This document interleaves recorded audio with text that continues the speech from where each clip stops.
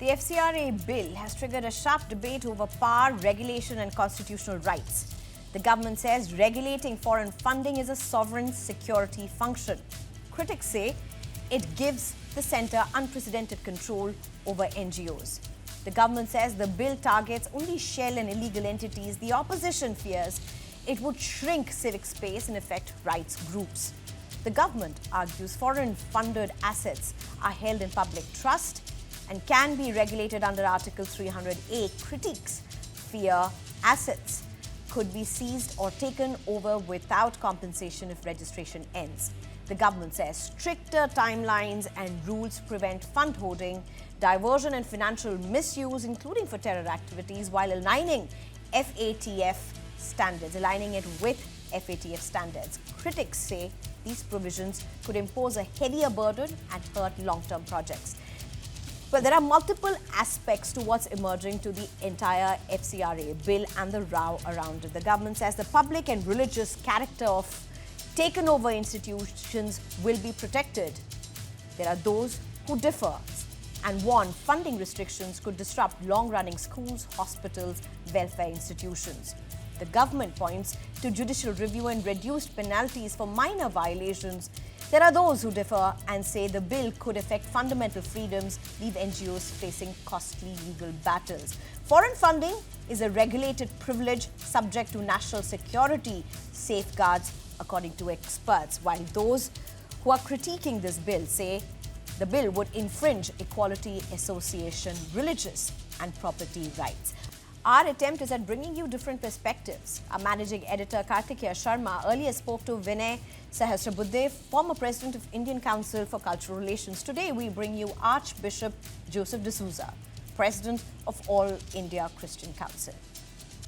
Well, joining me right now is Archbishop Joseph Dsouza. Thank you very much. Good evening, sir. Thank you for taking your time out and joining us. You are the president for All India Christian Council. So if I can ask you a very simple thing, what is the objection to FCRA? Sneha, it's not objection to FCRA as it was originally constructed. We need to make it very clear. Okay. Because the church in India and civil society in India is all for transparency and openness and everything else. But the church in India, civil society in India, large section of the civil society in India are totally opposed to the new FCRA amendments. And these amendments are anti-India, not just anti-Christian or anti-civil society. It's very strong words to use. Yes, it is anti-India. And I'll tell you why. Right now, the nation is in the throes of an educational crisis. And the Gen Z are on the streets. The education system is broken. The government has closed more than 90,000 schools. 2.2 crore students have no access to education because of this. Here are Christian groups across. That you're saying have been closed? These figures are all from the government agency. Now, Christian groups across India. Since you've mentioned this in the context of FCRA, it's important for me to clarify this so there's no ambiguity. Are you saying these schools that have been closed are private schools, government schools? What are these schools? Are they linked to any FCRA? Because we're talking about FCRA, and if you bring this, I just need clarity. That's all. Okay, the clarity is this. The government is not able to run their own government schools across country. This is not FCRA schools. I'm talking about the educational crisis in India. Sure. Lack of schooling. Christians in India, FCRA and others, are trying to build an education base for Indian students, those who can afford or not afford. We ourselves there have about 100 schools across India. And these schools are English medium with local language.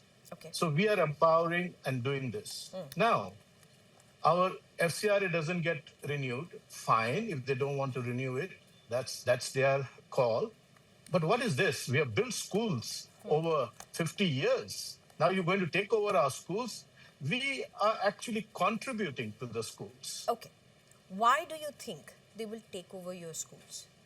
Because the article that they are presenting in the FCRA bill, which is setting up our designated authority, and it says very clearly when your FCRA license ceases, when it is not given, or even if you're voluntarily given up your FCRA license, then this designated authority has the power to take over the assets of the entity that brought in money to FCRA.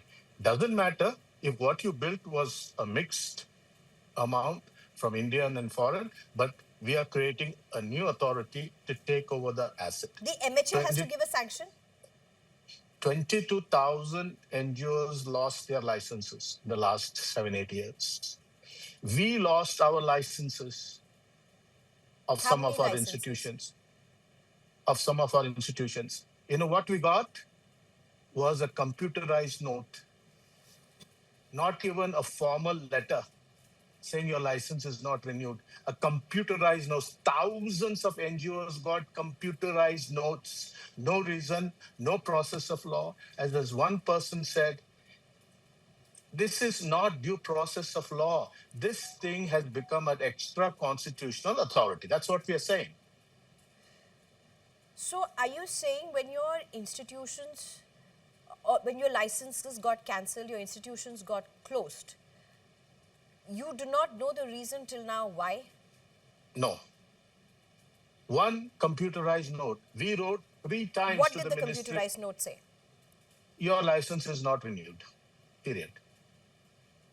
We applied for renewal. Your license is not renewed. They have the authority to give us permission to receive money.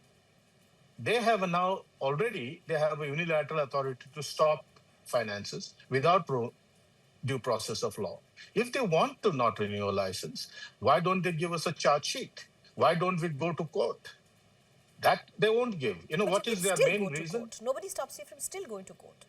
No, but if there is no reason, how, which You small go to court and get NGO the will reason stop? if you think that's the right for you to do. It is for your right. right to know. Now, Right to know. probably now, if they pass a law, a whole group of Christian agencies will go and challenge this constitutionally. But Sneha, which small NGO which is running a school has the legal acumen to go and challenge the Indian government? It's expensive, it's costly, they have not renewed it. And so what has happened is... You know, you're an archbishop. You've seen a whole lot of NGOs function under it, a whole lot of organizations function under it. You have said about how there are concerns around it. Isn't there the concern for the flip side as well? Hasn't there been a lack of transparency, accountability in the usage of funds that have come from abroad? Is that a fact or not? I'm not saying in all, but there have been cases and there have been concerns around it. How would you look at this? I would clearly say, as Archbishop and as a leader of the church, where our organizations are not keeping their records in a transparent way, etc., and there is a major flaw, by all means, serve a notice and stop their registration, stop their permission to receive funds. But that does not mean if somebody in the last organization has been in the country for 50 years, and let's say in the last 2 years, because of the change of rules or whatever, they have not been able to keep up with all the technicalities. That does not mean you stop it. It means, okay, now you can also take over what they have built over 50 years. That's the crux of the matter here. This FCRA, since 2010, when they amended it, it was not that before, has turned into a vehicle of control. And one of the primary, others are also targeted. One of the primary targets is the Christian community under the false allegation of conversion. What I am saying is the amendment will be anti-national because the Christian community, if it goes through and they becomes stringent, many will just withdraw from investing in education, building education, No, or sir, anything. but just because there is an attempt, I mean, you know, this is what the government has been saying time and again, that till now compliance has been an issue. Allow me to finish. Compliance has been an issue. Inactive registrations have been an issue. Accountability has been an issue. Transfer of funds have been an issue. Transfer of funds and the source as well as the destination of how it is used has also been an issue. And the government has brought out instances of where these have happened in the past. And they are saying that this is a way to bring in and streamline the entire thing. Why would anybody object to what I have said right now? Nobody would have, if this law was what is about what you're saying, most Christians would not object about it. If you want to know where the funds are, how it has been doing. But look at the recent rules and all that have been now put forward. This is not about disclosure and accountability. This is about control. And setting up of this designated authority will not fly. They may pass the law because they have a brute majority, but nationally and internationally, the uproar will continue. Wait till they try to grab one of Mother Teresa's homes. If she loses her FCRA, she has got hundreds of homes and properties. Are they going to run it? I mean, this is such a bizarre rule. Again, isn't this, and I'm asking you this, sir, because, as I have asked you to come here as well, only because of the position that you hold, what you represent. Why work on the fear? I mean, when you say wait till one of the homes of Mother Teresa is going to be confiscated, why operate on that fear of something that has not happened?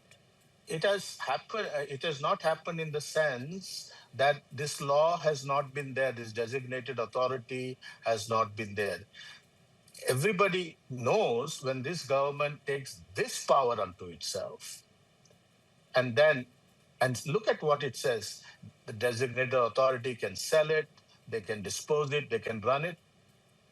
Are they going to run a Christian school? Are they going to run my 100 schools? Do they have the staff? They can't even run their government schools. I mean, this is constitutionally, it violates my freedom to associate, to have property as a civil society group and run it. Neither is FCRA synonymous only with Christians. That I agree. It is not synonymous. But why is it, you think, Sneha, that the major pushback has come from the Christian community? Because the Christian community has been involved for 50 years in massive nation building. Schools, colleges, hospitals, orphans, and not, short-term thing. So we have created an infrastructure for the good of the nation. And there's the other side to it as well. There are others who would talk about Christian organizations, NGOs involved in conversions, forced conversions, money laundering. The other side of it is as well there. No, but that doesn't mean that you bring a law that takes away our rights to run our institutions and all.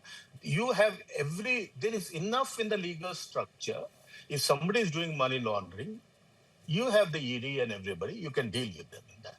But the church today does not support it in fact abhors any forced and fraudulent conversions. This is a propaganda of the extremist right forces which we are contending with.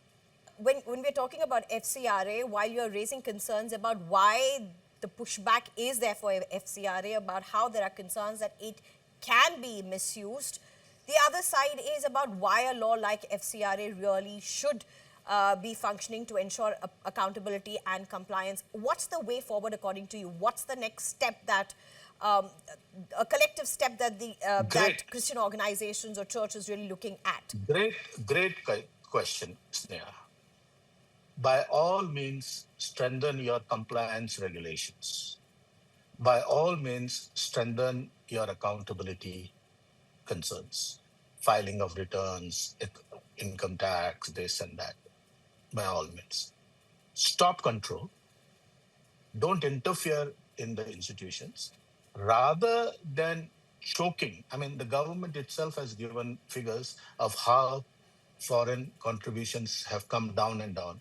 At a time when India needs massive investment in the health and education sector. Those are the two sectors I am concerned about passionately, girls' education and all. The way forward for the government, and especially Modi's government, is to come and tell the Christians, okay, comply and do this, and we will free you to bring in whatever you want to bring in for education and health, and we'll work together with you. This is not about that. This is not a fair system, and that's where trust has broken down. Thank you very much, Archbishop Joseph Dsouza, for joining us. Thank you so much. Welcome, Sneha. Thank you.